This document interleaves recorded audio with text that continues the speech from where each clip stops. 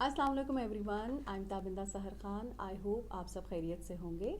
आज का मेरा ये वीडियो जो है ये अल्लामा इकबाल ओपन यूनिवर्सिटी के स्टूडेंट्स के लिए है और इस वीडियो में मैं असाइनमेंट को ऑर्गेनाइज, कंपाइल और असेंबल करने का सही तरीका बताऊंगी।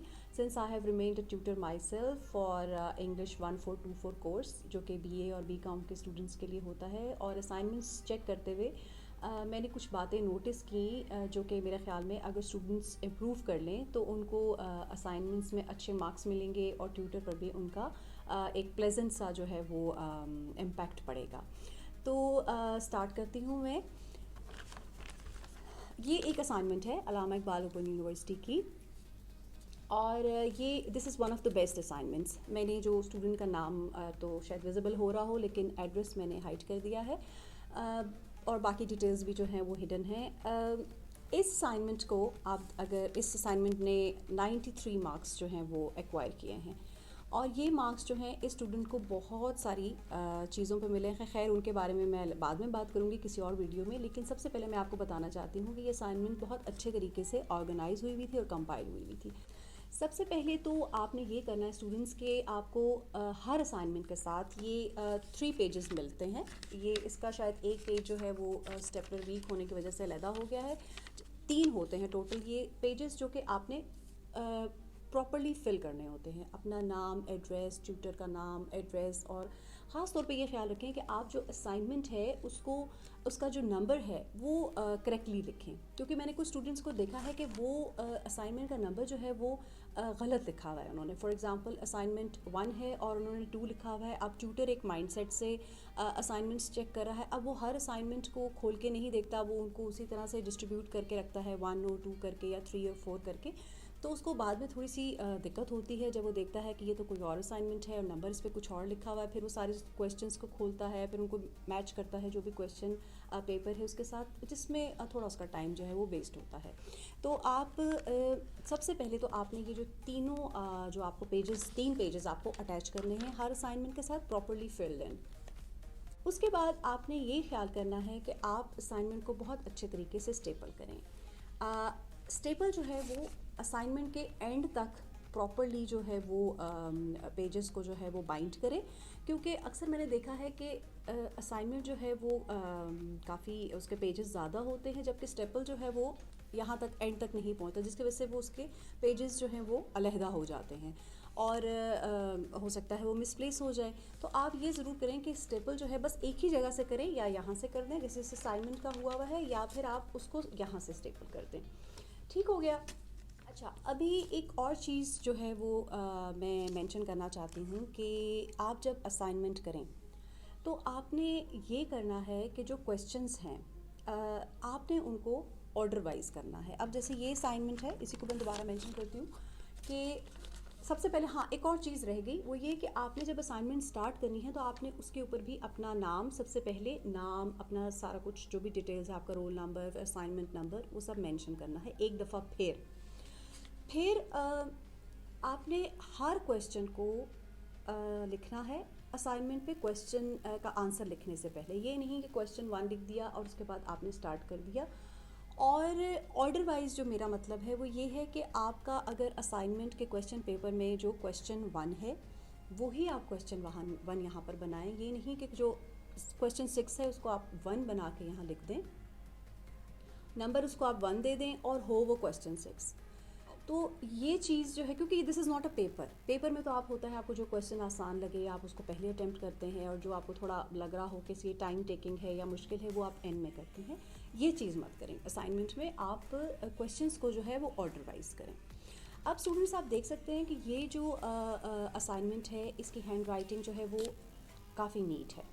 हैंड राइटिंग जो है वो भी एक बहुत ही अच्छा जो है वो तासर छोड़ती है ट्यूटर पर, और वो आपको जहन में एक अच्छा जो है इम्प्रेशन उसके आता है, और वो उसी तरह से आपके असाइनमेंट को चेक कर रहा होता है। ये अब देखें क्वेश्चन लिखा हुआ है, साथ उसका आंसर लिखा हुआ है। इसके साथ साथ एक और चीज़ ये है कि जिस क्वेश्चन के जितने पार्ट्स हों आप उन सब पार्ट्स को मेंशन करें।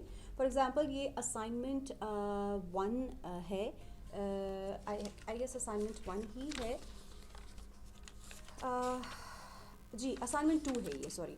ये इंग्लिश 1424 कोर्स जो है 2020 का ये उसकी है, ऑटम का है, और ऑटम 2019 सॉरी। और ये जो है ये इसका आप देखें कि ये इन्होंने इसका क्वेश्चन 1 है इंग्लिश का 1424 कोर्स का, और उसके पार्ट्स हैं ABC पार्ट्स हैं। तो इस स्टूडेंट ने सारे पार्ट्स को मेंशन किया हुआ है, और आप ये देखिए कि इसने, और ये आप देख सकते हैं कि स्टूडेंट ने जो भी हेडिंग्स हैं उनको ब्लू कलर के मार्कर के साथ इसने मेंशन किया हुआ है, जिससे मुझे पढ़ने में आसानी हुई कि अच्छा ये कोई इम्पोर्टेंट पॉइंट है जिसको इसने जो है वो हाईलाइट किया हुआ है। तो आप इस स्टूडेंट ने सारा पार्ट्स के जो हैं वो देखिए ये सारे पार्ट्स को भी मेंशन किया हुआ है कि पार्ट ए है, पार्ट बी है और पार्ट सी है। अच्छा, अब एक और चीज़ ये है कि आप जब भी असाइनमेंट अटेम्प्ट करें तो ये असाइनमेंट के जो क्वेश्चन के जो मार्क्स हैं वो डिफरेंट होते हैं हर क्वेश्चन के। फॉर एग्जांपल किसी क्वेश्चन के 10 मार्क्स हैं, किसी के 5 हैं, किसी के 15 हैं। अब आपने ये देखना है कि वो मार्क्स उसके कितने हैं। अगर वो 10 मार्क्स का कोई क्वेश्चन है तो आपने उसको एक्सपैंड करके लिखना है उस आंसर को। उसका मतलब है कि आपने उसका बहुत छोटा सा आंसर नहीं लिखना, ठीक है। और इसी तरह अगर कोई 5 मार्क्स का है, आपने उसके मार्क्स के हिसाब से ही उसको एक्सपैंड करना है। ये नहीं कि 5 नंबर का क्वेश्चन है और आपने उस पर 2 पेजेस लिख दिए हैं, ये अननेसेसरी हो जाएगा। और अगर कोई क्वेश्चन है 15 मार्क्स का और उसके 3 पार्ट्स हैं, तो आपको अंदाज़ा लगाना है कि ये तीनों जो पार्ट्स हैं they all carry 5 marks each. तो आपने उसी लिहाज से उनको अटेम्प्ट करना है। और एक बहुत ही इम्पॉर्टेंट बात आखिर में मैं करूँगी वो ये कि जब भी आप असाइनमेंट जो है वो भेजें तो आप उसकी जो डेडलाइन है उस डेडलाइन से, फॉर एग्ज़ाम्पल डेडलाइन है 15 अप्रैल या 27 अप्रैल या कोई भी जो आपको डेडलाइन दी हुई है, आप उस डेडलाइन से कम 5 या 6 दिन पहले उस असाइनमेंट को सेंड करें। बिकॉज़ आपको जहन में ये रखना है कि उसको प्रोसेस होने में भी, उसको जो अगर आप पोस्ट ऑफिस से भेज रहे हैं तो जो भी पोस्ट है वो उसको प्रोसेस होने में और डिलीवर होने में कुछ टाइम लगता है। और जितना आपका शहर ट्यूटर के शहर से दूर होगा या जितना फासला होगा उसी हिसाब से दिनों का हिसाब लगा लें। और बेहतर यही है कि आप 2 दिन ना पहले भेजें, 3 दिन पहले भेजना, 5-6 दिन पहले आप उस असाइनमेंट को सेंड कर दें, ताकि आप इस बारे में श्योर हों कि आपको वो असाइनमेंट जो है वो आपकी असाइनमेंट ट्यूटर को टाइम से मिल जाएगी।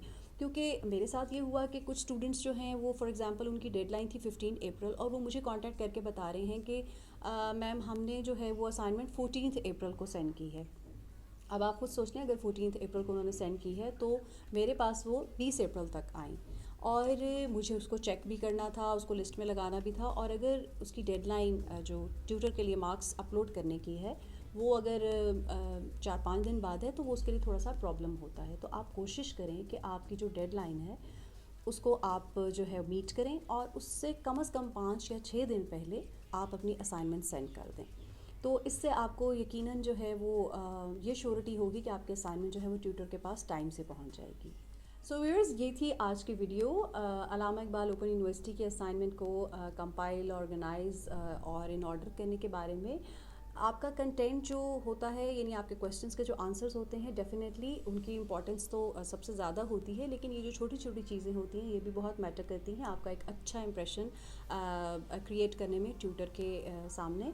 और ट्यूटर जो है वो एक खुशगवार मूड के साथ और खुशगवार तासुर के साथ आपकी असाइनमेंट चेक करता है। अगर आपको मेरी वीडियो अच्छी लगी हो, यूज़फुल लगी हो तो do like and subscribe to my channel. See you in the next videos.